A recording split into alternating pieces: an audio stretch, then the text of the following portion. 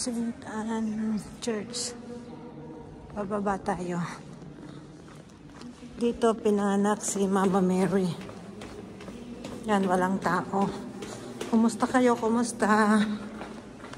Kutin mo. Ay, sorry. Pag mamadali-dali ko, mahuhulog tuloy ako. Eto, naglilista dito yung mga bumibisita. Pero hindi na ako nagsulat. Eto, yan.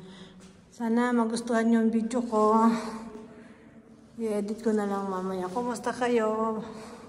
Sana makalabas na si Tatay Digong. Ito. Ito, dito pinanganak si Mama Mary. Ito. Nativity of Our Lady. Mama Mary. Ito. Yan.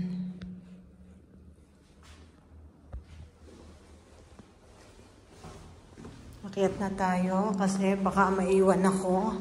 Pagalitan pa ako ni sister. Kumusta kayo? Ang gulo-gulo dyan sa Pilipinas, politika. Oh, yan. Wala ng tao. Solo ko. O baka naiwan na rin ako.